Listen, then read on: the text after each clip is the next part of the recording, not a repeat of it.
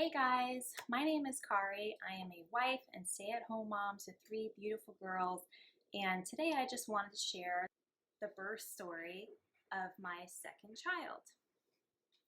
So just to give some context, my second child was born in July of 2020, right in the middle of the pandemic, before we had the vaccinations, before we got out of isolation.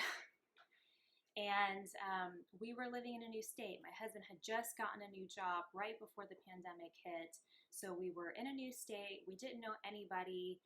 And on top of that, the state that we had moved to did not have legal home births. So what I wanted to do was not legal. You could have an unassisted home birth, but not an assisted home birth. Make it make sense. I don't know. So unfortunately, there was no birth center around us, and so we had to plan on a hospital birth in the middle of the pandemic. So that's the context. So for my second labor, I was totally prepared compared to the first labor. I felt if my first labor was the most empowering experience, then my second labor was the most transformative experience. So going into my second labor, again, I was already past 40 weeks. I was 40 and 3 weeks at my appointment, my checkup appointment, and everything was fine. Of course, baby was looking big because we have big babies. And my husband was in training at the time. He was local, but he had to attend every hour of that training. If he even had to leave an hour early because I was in labor, he would have to restart his training just to get certified, and it was going to be a whole mess. So we were kind of hoping she would come on the weekend. But I knew that she wasn't going to come that quick. And so my husband had the great idea to ask the midwife for a membrane sweep on Friday going into the weekend. So I was like, oh, that's a good idea. So sure enough, they got me in Friday afternoon. My mom drove me. She was up for the birth so that she could watch our oldest child while we were in the hospital. And so I went in for the membrane sweep. That was fun. And it's like going from 0 to 60 in 2 seconds. And sure enough, that threw me right into labor. My body was ready though. She had checked me and she said, you're at about a 3 to a 4 centimeters dilated. So my body was ready. Sometimes women get the sweep done and it doesn't start labor. You know, your body's not going to start if it's not ready. My body was ready. And I certainly didn't want to be pushing out a 10-pound baby. So that started. I drove home. My mom drove me home. And I kept active. I even remember having the breast pump, the electric breast pump on me just to help keep the contractions going because I didn't want them to peter out. Sometimes that happens with the sweeps, you know, if your body's not ready. I did not want that to happen. And, you know, if I didn't give birth that weekend, my husband probably wouldn't be able to make it to the birth. So I'm keeping the contractions going. And after about 2 hours, the contractions started getting closer and closer apart. So initially they were like 15 or 20 minutes apart. And after a couple hours, it seemed like they were coming every 10 minutes, maybe sometimes less. So it was becoming clear, okay, this is labor. I text my husband to give him a heads up. Hey, I'm in labor. We're probably gonna have a baby tonight. And I was right. This was going to be a very quick labor compared to my first. My first was nearly 48 hours long, start to finish. And this was going to be not even 8 hours, start to finish. And of that, I was only in active labor for the last 3 or 4 hours. So I've got my app on. I had the Freya app, which I highly recommend.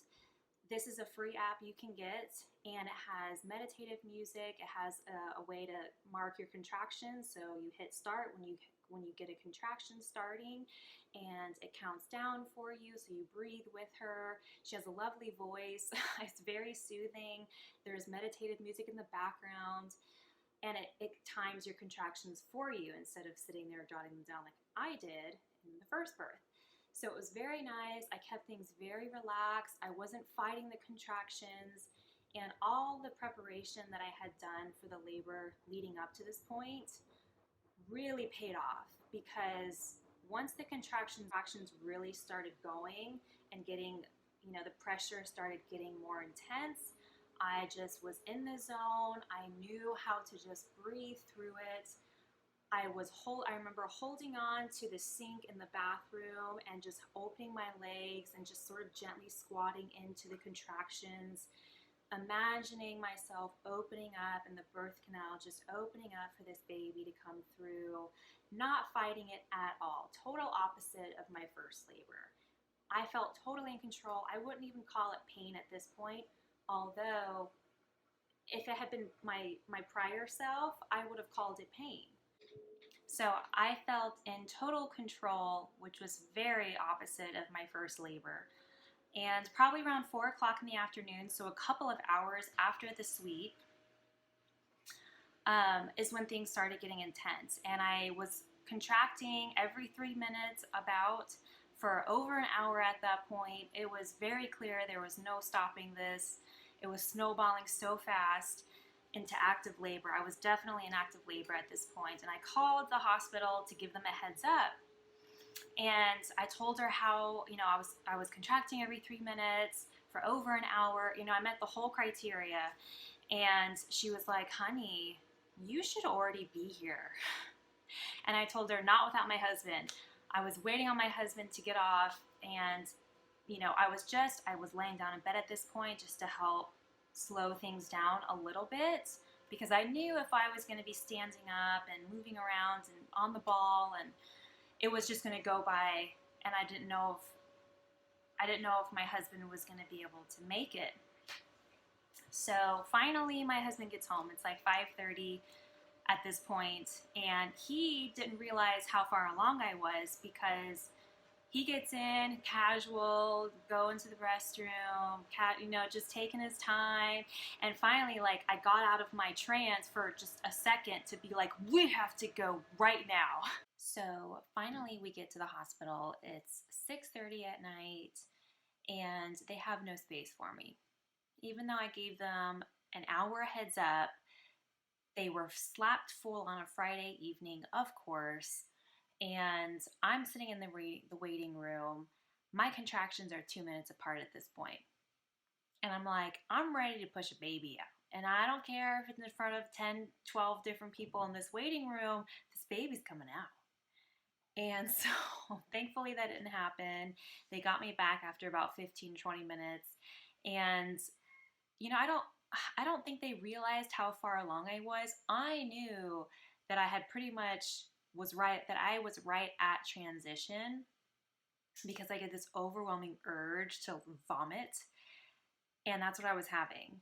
And they didn't really believe I was that far along, even though I was a second time mom, because I wasn't wreathing on the floor in pain. I don't know. I was very calm and collected, but clearly my contractions were coming on very quickly, very strongly. I could not talk through the contractions.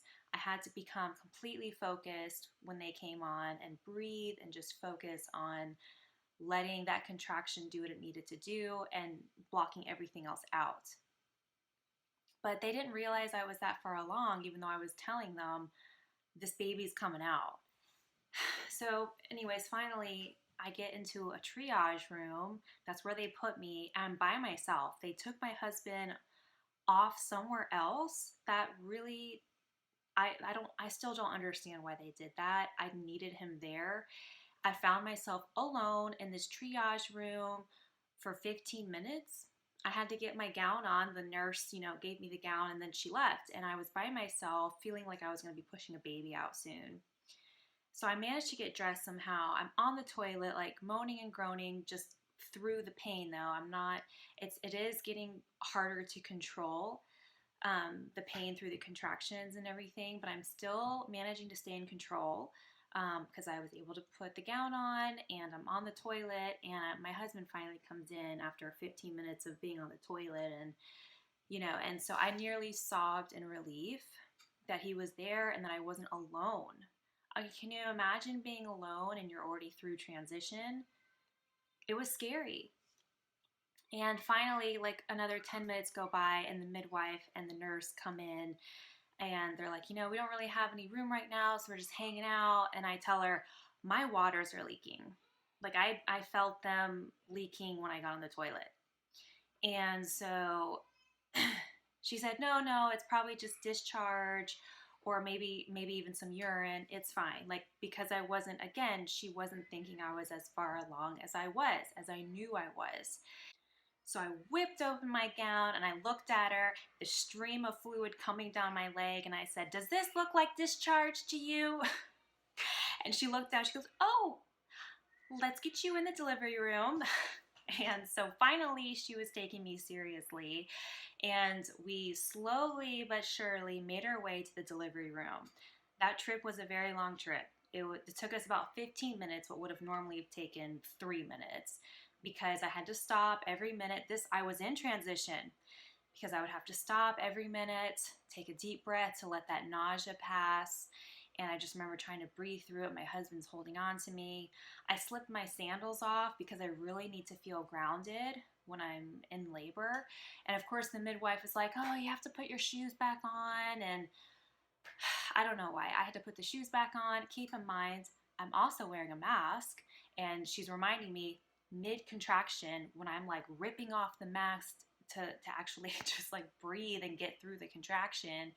Oh, so you need to put your mask on, like, no, not happening. I don't know who could have done that, especially, yeah, I don't know who could have breathed through the mask when you're in the middle of transition like that, or pushing a baby out. It's just impossible. So finally we make it into the delivery room. It's this cold, sterile room, bright, cold, white lights shining on me. They're trying to ask me all these intake questions, and I'm about to push this baby out. And my husband's getting upset now because they're like, why couldn't you guys already know this information. They're asking me stuff that, like, what happens in the case of emergency? If, like, this is stuff that should have already been documented. Anyways, that's a side note. So I have my nurse midwife and then the nurse, and they were both kind of impatient. I don't know why, but I was still in control. I got into the bed. I'd never been in a hospital bed before while I was laboring, but I managed to find, again, a good spot on my side where I put the peanut in between my legs just to help keep things open. And that went really well. I probably labored like that for a good 20 or 30 minutes before I felt the need to push. And I knew I wasn't pushing the baby yet. I knew that this was going to be my waters finally bursting. And sure enough, I was still on my side. I just gave a little push when I felt that urge, and my water explodes, of course, because I'm an elephant when I give birth. My waters are just super dramatic. So I'm soaked, the bed's soaked, and they changed me, and luckily the midwife didn't get drenched like with my first birth, and my husband got wet though. It was just on his pants. But so he's helping me through. My husband's holding my hand there, and I know it's going to be time to push. So I get up on all fours. I've got my hands on the back of the railing of the bed, and I start breathing through, and I know, I'm like, this baby's going to be born really soon. Like, I just knew it wasn't going to be long. And sure enough, I only pushed for 15 minutes. So my first birth, I pushed for about 4 hours. So big difference there. If I had to compare the two births, so with my first birth, I had a really tough time with the contractions, but the pushing was easy. This time, it was the opposite. The contractions were super easy. I was in total control the whole time. But then the pushing is what really, really sucked. So I get to the point, I know I've passed transition at this point, because the nausea has receded and my contractions aren't coming like every minute now. They're not like rolling into each other on top of each other. They're coming every 5 to 10 minutes now. And so that's when I start gently pushing. But because I was so aware of what to do. I was really in tune with my body this time because of all the preparation I had done prior to the labor. I knew when to push, how hard to push, whereas the midwife was just, oh, okay, here's another contraction. You got to push, push, push, push, push. And that's not necessarily the case for every contraction. There are some contractions where you just know, okay, this isn't one of those like push with all of your might contractions. This is just one of those like warming up contractions. So I could tell the difference, but my midwife was just wanting to get the baby out ASAP. I don't know why she was in such a rush. She'd only been with me for an hour at that point. So I have a round of contractions. I feel it, I feel it opening me up, but nothing crazy. I knew the baby wasn't going to come out that first 2 rounds of contractions, but I had a third round of contractions, and I knew I pushed through, and I used my breath to help push the baby down further, and I knew that wasn't going to be the contraction, so I didn't push with all of my might that contraction. I knew the next contraction that my baby would be born. Something about it, that's how in tune I was with my body for this birth. How amazingly, I felt totally in sync with everything that was going on in my body, because I literally could tell you, okay, she's going to be born on the next contraction. And I even have the video of where the midwife is urging me to push harder, and I just let it go. I just breathe through that last contraction because I knew that wasn't the one. So then I had a little break, a little 5-minute break. I'm just, shifting and just trying to stay loose. And then the next contraction comes, and I know this is going to be it. And sure enough, I push one good push, and I felt everything open, and I gave it another really big push, and I felt her head come out.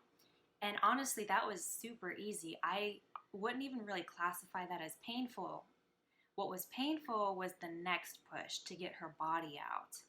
I don't know what the deal was. I to this day, I don't really know what happened. We couldn't record, unfortunately. But I think both of her shoulders came out at once, instead of what would normally happen is the newborn's head is out, and then they take a second to rest. This might even be a few minutes. And then they slowly turn, and they kind of get one shoulder out, and then they get both shoulders out. That way you're not getting torn to pieces with both shoulders coming out together. I think that's how she ended up coming out, because it was the worst pain of my life, and it lasted just a few seconds too long, because I really did not know how I didn't black out from the pain. It was that bad, but it was only for a few seconds, maybe 3 seconds. It was very quick. As soon as I thought I was going to black out from the pain, my baby was out. So once again, it was exactly how they always say it goes. You forget about all of that as soon as your baby is in your arms. And that's exactly how it was. My midwife put the baby up behind me, through my legs, because I was, on all fours, and I pulled her up to my chest and kind of slowly wiggled my way around to turn around and sit with the baby on me.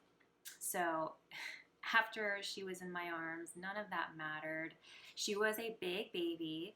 She is my biggest. She's 9.5 pounds. So between her weight and how I think she slid out, I think that's why it caused that intense pain, because even with my third child, I never experienced that again. So that was like a once in a lifetime pain.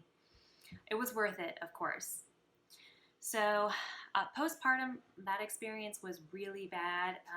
I can do a whole nother video on that. That will take up a whole nother 30-minute video on how bad our experience was being in a hospital postpartum in the middle of a pandemic. So I will have to do a whole nother video on the postpartum experience, because that was awful. So in comparing my first birth to my second, there was just a massive difference in so many ways. If the first birth was the most empowering experience, then my second birth was the most transformative, because I had full control of my body, it was the exact opposite of the first birth. I knew exactly where I was at each and every stage and how to stay in control and really how to listen to my body. And my first birth, I had none of that. So I will also try and come out with a video explaining how I got to that process, how I prepared for that labor, because that really was the most amazing, profound experience to know that you were in control, that you didn't have to be under the control of the fear and the pain of all of the contractions. But anyways, I hope you guys enjoyed the story. I'll see you next time.